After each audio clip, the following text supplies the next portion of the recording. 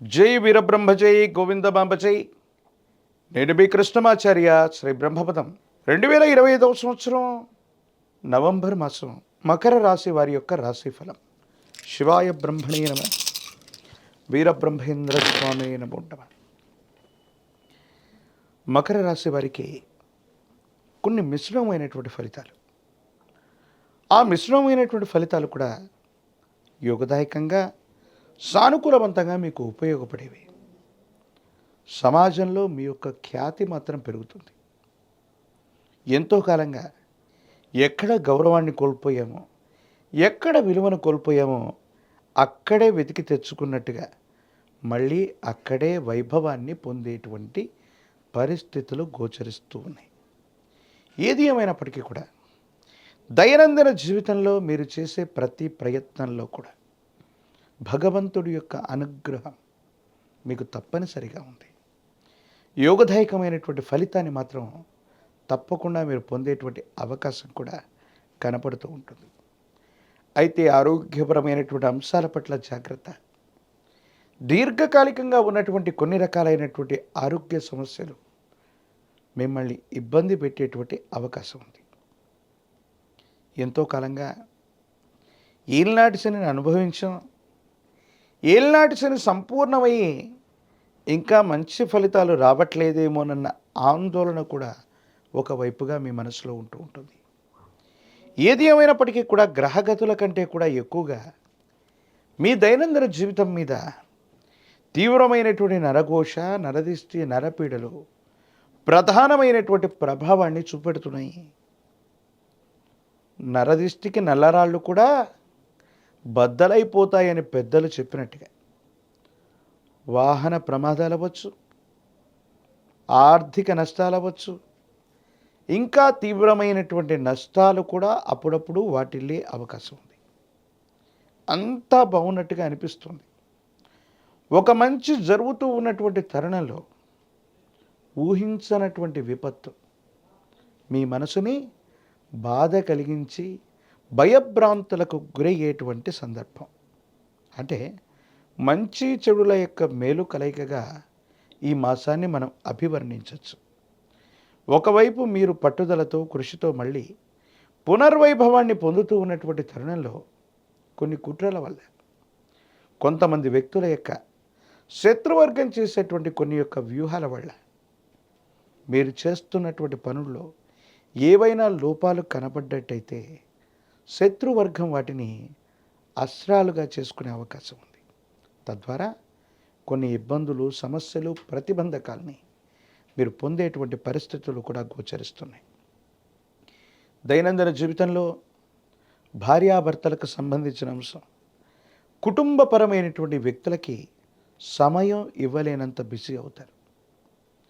మీ రోజువారీ కార్యక్రమాలు, వృత్తి, ఉద్యోగం, వ్యాపార సంబంధమైనటువంటి అంశాల పట్ల ఎక్కువగా సమయాన్ని వెచ్చించాల్సి వస్తుంది.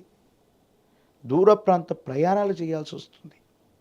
దీని కారణంగా కుటుంబ సభ్యులకి సరైనటువంటి సమయాన్ని ఇవ్వలేక, సంతానానికి సరైనటువంటి సమయాన్ని ఇవ్వలేక, కుటుంబపరమైనటువంటి ప్రేమని, ఆప్యాయతని మనం పొందలేకపోతున్నామేమో, వారితో సఖ్యతగా ఉండలేకపోతున్నామేమో, ఈ ఆలోచన మిమ్మల్ని బాధింపచేస్తుంది.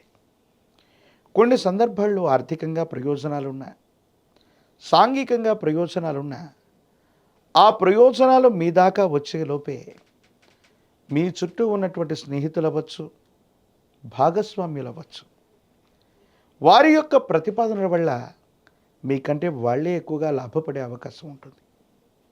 ఎంతో శ్రమపడటం, ఎంతో కష్టపడటం, వ్యయ ప్రయాసలు, భావోద్వేగాలు ఇన్ని చేస్తూ ఉన్నప్పటికీ కూడా చిట్ట చివరికి ప్రశాంతత లేనటువంటి సందర్భంలో సుఖమయమైనటువంటి జీవితాన్ని పొందలేకపోతూ ఉంటారు.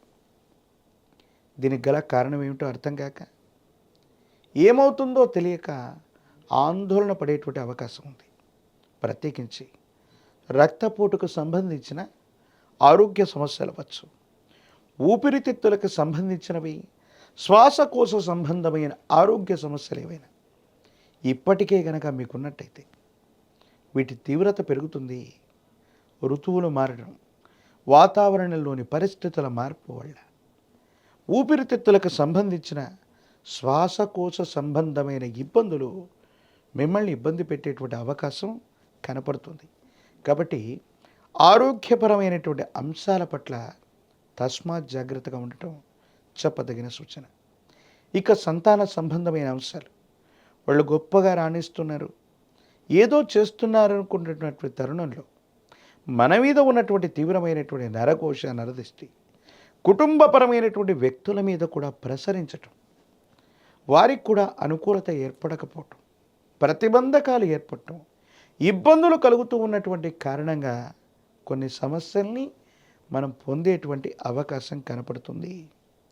పరమ ప్రశస్తవంతమైన కార్తీక మాసంలో మనం ఉన్నాం. శివకేశవులకి భేదం లేనటువంటిది, ఏ దేవతా స్వరూపానికి కూడా భేదం లేనటువంటి మాసం. ఈ పరమ ప్రశస్తవంతమైనటువంటి ఈ కార్తీక మాసంలో ఏదైనా దేవతా స్వరూపానికి సంబంధించినటువంటి మాలధారణ చేసిన, నియమనిష్టలతో కూడినటువంటి జీవన విధానంతో ఉన్న కోడిగ్రుడ్డుని, మాంసాన్ని, మద్యాన్ని దూరంగా ఉంచి జీవితంలో నియమనిష్టలతో కూడిన జీవన విధానం చేత కనుక ఈ పవిత్రమైనటువంటి కార్తీక మాసాన్ని గడిపినట్లయితే ఎన్నో ప్రతిబంధకాలు తొలగిపోతాయి, అనుకూలతలు ఏర్పడుతూ ఉంటాయి. ప్రాచీనమైనటువంటి శివాలయ ప్రాంగణంలో మహన్యాసపూర్వక ఏకాదశ రుద్రాభిషేకాన్ని చేయించండి. పరమ ప్రతిష్టమైనటువంటి విశేషవంతమైనటువంటి పరమశివుడి యొక్క అనుగ్రహం కలుగుతుంది. ఒక పంచముఖి రుద్రాక్షని, మహాకాల భైరవరక్షని మెళ్ళో ధరించడం వల్ల నరఘోష, నరదిష్టి, నరపీడలు తొలగడంతో పాటుగా ఆర్థిక నష్టం నివారించబడే అవకాశం ఉంటుంది. ప్రత్యేకించి తంత్రమాల చూర్ణం చేత అనునిత్యం స్నానం చేయటం వల్ల తీవ్రమైన ప్రతిబంధకాలు తొలగిపోయి విజయం వరించే అవకాశం కనపడుతుంది. మరిన్ని వీడియోలు చూడటానికి కానీ మన ఛానల్ని లైక్ చేయండి, షేర్ చేయండి, తప్పకుండా సబ్స్క్రైబ్ చేయండి.